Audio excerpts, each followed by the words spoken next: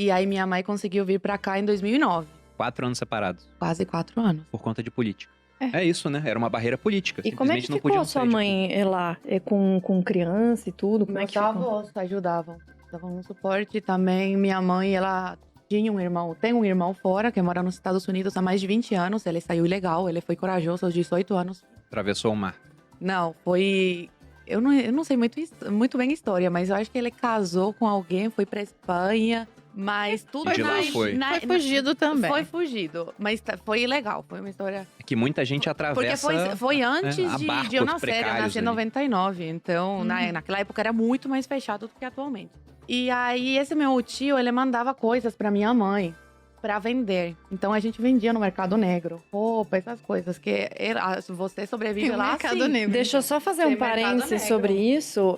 A história da União Soviética, de Cuba e todos esses países que tentam abolir as leis do mercado é a mesma. Sempre é feito o mercado paralelo e se o mercado paralelo não funcionasse, as pessoas morreriam de fome. E a União Soviética foi exatamente assim. Tem até uma história que eu conto no meu curso, que o Lenin inicialmente começou com essa de abolir a lei da oferta e demanda, começou a expropriar tudo e toda a produção de alimentos era no Estado. Só que aquilo, obviamente, não foi suficiente. Se eles não tivessem feito vista grossa para os mercados paralelos Eles que deixavam iniciavam, funcionar. eles deixavam funcionar porque eles sabiam que se eles povo ia morrer de impedissem, as fome. pessoas iam Cuba é morrer assim. de fome. E não só morrer de fome, porque você pega, por exemplo, a União Soviética começou em 17. E em 21, o Ludovic von Mises escreveu a sua tese sobre por que não daria certo. Ele falou, olha, o socialismo não vai dar certo devido ao problema do cálculo econômico.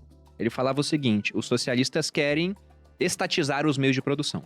Se você toma os meios de produção, tira da iniciativa privada, você destrói o mercado para meios de produção. Se não há mercado para meios de produção, não há preços. Se não há preço, não há sinalização do que deve ser produzido.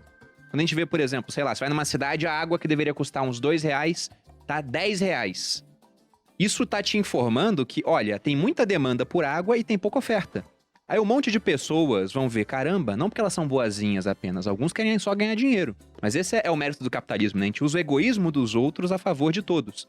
Ele olha, caramba, a água tá R$10, eu posso comprar água por R$2 naquela cidade e lá vender por 8, que eu tô vendendo mais barato e vou ter muito mercado. Se muita gente faz isso, muita oferta de água para aquela mesma demanda, o preço cai. preço cai Em países novamente. socialistas isso não acontecia. Isso é uma tanto que eles coisa deixam assim funcionar. muito básica, né? Um conceito muito básico de economia que tentam...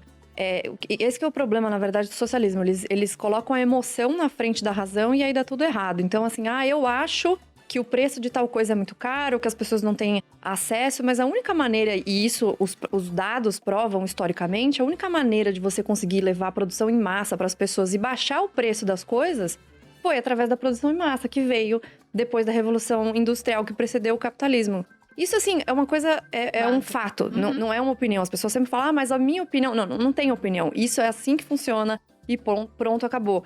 E quando a Zoe conta as histórias dela, é uma repetição de dados que a gente já viu em todas as histórias. Então, quando você vê a bibliografia do Lenin, do Stalin, as pessoas que vêm de Coreia do Norte, de Venezuela, de vários países da África que também estão sob regimes socialistas, é sempre a mesma coisa. Mas, de alguma forma, socialistas brasileiros de outros lugares acham que vai funcionar quando eles fizerem. Aí vai mudar alguma Eles coisa. acham que eles são mais inteligentes. Eles são mais inteligentes. São capazes de colocar o negócio pra funcionar aqui. Com certeza. Eu acho que é o Gianetti que ele chama isso de princípio da contra-indução. Ele fala que uma experiência que deu errado deve ser testada até uma hora Milhões que de vai dar vezes. certo. Mas não vai dar certo nesse caso. Mas, Oi, por favor, continue aí com essa questão. Vocês viviam, então, de vender as coisas no mercado negro.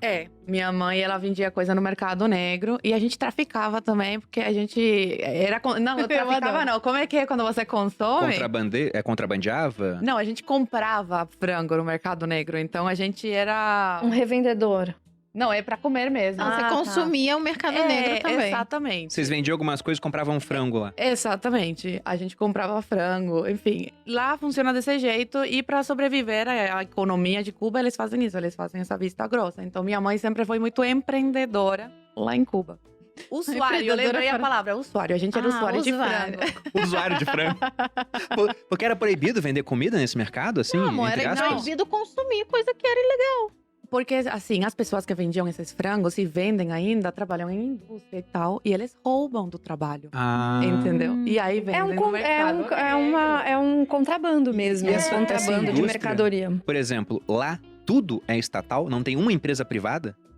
Nenhuma. Não tem. Agora eles abriram algumas brechas, mas não de empresas. É para casas, para você alugar para turista. E não é sempre. Eles abrem por um período e fecham.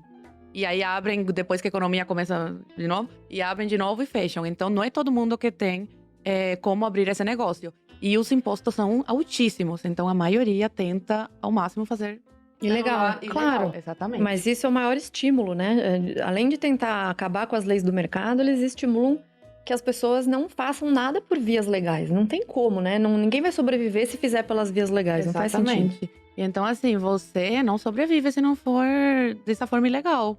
Você como vender para ganhar dinheiro e também para consumir. Porque, assim, minha avó, meus avós moram lá ainda.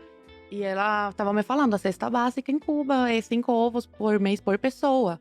Isso não dá pra Eles nada. recebem. Isso eles recebem do governo. Da caderneta. Recebem não, né? Você compra. Gente, Lá nada é de racionamento. graça. 2021 ainda existe racionamento em E alguns tem pessoas países. que acham que é de graça, né? Que a ditadura dá ovo de graça. Não, eles compram. Então, assim, 5 ovos por mês por pessoa. Carne vermelha não é todo mês que tem. Frango não é todo mês que tem. Então, assim, na minha vida, eu passei a maior parte do tempo comendo frango. E eu era privilegiada. Então, quando eu cheguei no Brasil, eu não aguentava mais ver frango na minha frente. Porque minha mãe mandava um dinheiro pra minha avó pra ela comprar uma caixa de frango. E aí, essa caixa tinha que dar pro mês todo. E era frango todo dia, frango todo dia. Seus avós estão lá ainda. Meus avós estão lá ainda. Então, deixa eu terminar Sim, sim, por favor. a história. Daí a gente pode até falar deles lá.